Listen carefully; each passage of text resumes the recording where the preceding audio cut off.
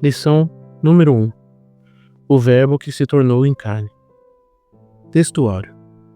E o Verbo se fez carne e habitou entre nós, e vimos a sua glória, como a glória do unigênito do Pai, cheio de graça e de verdade.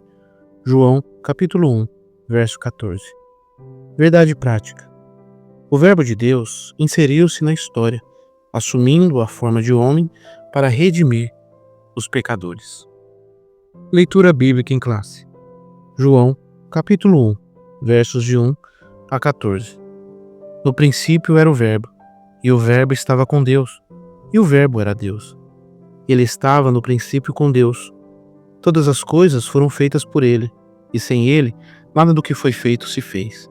Nele estava a vida, e a vida era a luz dos homens.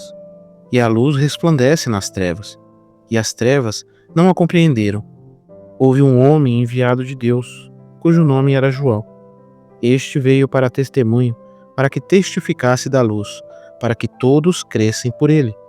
Não era ele a luz, mas veio para que testificasse da luz. Ali estava a luz verdadeira, que alumia a todo homem que vem ao mundo. A estava no mundo, e o mundo foi feito por ele, e o mundo não o conheceu. Veio para o que era seu, e os seus não o receberam. Mas a todos quantos o receberam, deu-lhes o poder de serem feitos filhos de Deus, aos que creem no seu nome, os quais não nasceram do sangue, nem da vontade da carne, nem da vontade do varão, mas de Deus. E o Verbo se fez carne e habitou entre nós, e vimos a sua glória, como a glória do unigênito do Pai, cheio de graça e de verdade. Comentário. Introdução. Neste trimestre, vamos estudar o Evangelho de João.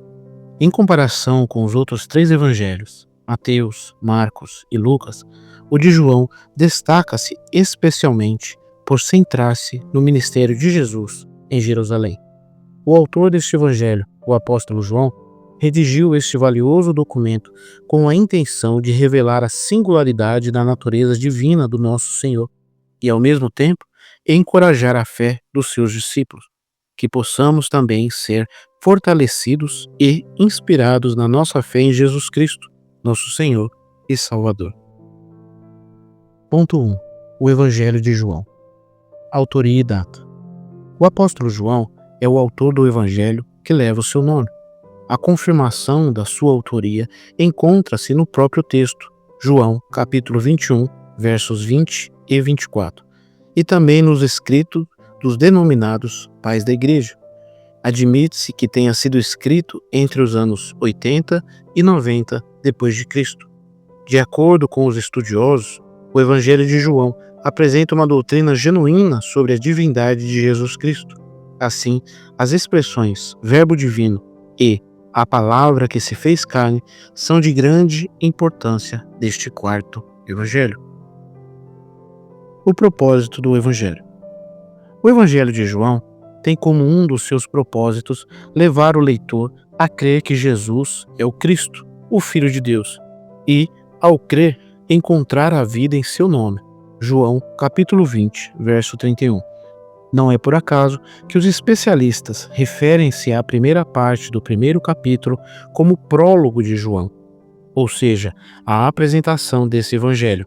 João, capítulo 1, versos do 1 ao 14. Neste trecho, o apóstolo apresenta Jesus como o Filho enviado de Deus ao mundo para fazer parte da história. João 1 e 1. Assim sendo, o Logos é a palavra encarnada. A natureza de Jesus. Apesar de o Evangelho de João sublinhar de forma clara a dimensão divina de Jesus, o apóstolo também aborda a sua natureza humana. João capítulo 8, versos 39 e 40, João capítulo 9, versos 11. Nesse sentido, o Evangelho não só realça a divindade de Jesus como Filho de Deus, mas também discute a sua humanidade por meio da morte expiatória do nosso Senhor, em favor dos pecados da humanidade. Em João, tanto a divindade quanto a humanidade de Jesus são afirmadas. Ponto 2. Jesus, o Verbo de Deus. a revelação que ultrapassa o passado. Quando o apóstolo João redigiu a introdução do primeiro capítulo do seu evangelho, no princípio era o Verbo, verso 1, é provável que tenha como referência Gênesis 1:1. Esse primeiro versículo do evangelho mostra que o Verbo é Deus, no princípio, possuindo assim uma experiência infinita, ou seja, não tem começo nem fim. Assim, muito além do passado, desde o princípio, o Verbo já existia com Deus, estava com Deus e é Deus. João 1:1. A natureza fundamental do Verbo. Tal como Deus é eterno, também o Verbo o é. Mais adiante, em Apocalipse, o apóstolo João descreve o Verbo como o Alfa e o Ômega, o princípio e o fim, diz o Senhor, que é, que era e que há de vir, o Todo-Poderoso. Apocalipse 1:8. Assim, conforme seu evangelho, o evangelista apresenta Jesus como o Logos de Deus, a palavra encarnada que habita entre os homens. Portanto, enquanto o Verbo encarnado, Jesus é reconhecido por muitos e adorado como Deus. No princípio era o Verbo, João 1:1. Conforme já referimos, no grego do Novo Testamento, a palavra que se traduz por verbo é logos e significa palavra. O conceito de logos traz consigo a noção de expressão tanto da razão quanto da linguagem. Nesse sentido, a forma mais adequada de compreender este termo relaciona-se com as maneiras pelas quais Deus se manifestou ao ser humano. Assim, o conceito mais apropriado para Logos encontra-se em Jesus, que representa a expressão da divindade, a revelação de Deus. Ponto 3. A encarnação do Verbo. A manifestação do Verbo e a luz do mundo. João identifica Jesus como o Criador de todas as coisas, mediado pelo Pai através do poder da sua palavra. João capítulo 1, verso 2 e 3. A seguir, ele faz uma distinção entre luz e trevas. João capítulo 1, versos 4 e 5. As trevas simbolizam a obscuridade espiritual provocada pelo pecado. No entanto, Deus enviou João Batista para testemunhar e proclamar sobre a luz. João capítulo 1, versos de 6 a 8. A verdadeira luz é Cristo, que foi anunciado por João Batista, mas que os homens decidiram rejeitar. João capítulo 1, versos 9 ao 12. O privilégio de nos tornarmos filhos de Deus.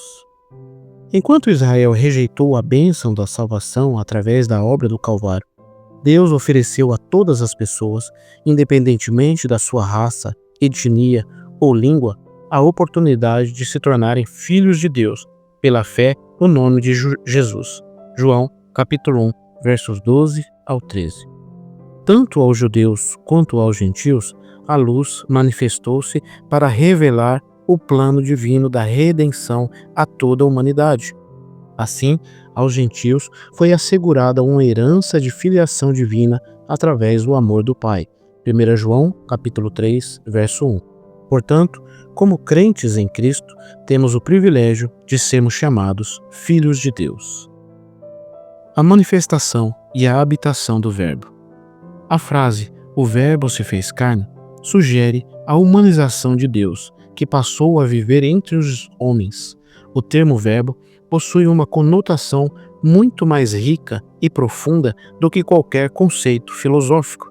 Deus entrou na história. João capítulo 1, versos 14 ao 18. É importante notar a expressão "e habitou entre nós". No texto grego, esta expressão indica que o Verbo armou seu tabernáculo ou tenda entre nós. Antes, Deus habitava numa tenda montada pelo seu povo. Agora, de acordo com as palavras do evangelista, ele reside entre nós, representando a manifestação plena da presença divina no mundo. Conclusão. Nesta lição, tivemos a oportunidade de iniciar o estudo no Evangelho de João, mostrar a sua relevância e o seu objetivo na vida da Igreja. Observamos que a revelação sensível de Deus e a sua intervenção na história tornam o Evangelho de João uma obra única no Novo Testamento. Em João, entendemos que a encarnação do Verbo trouxe luz plena àqueles que crescem. Assim, através da fé em Jesus, somos denominados e feitos filhos de Deus.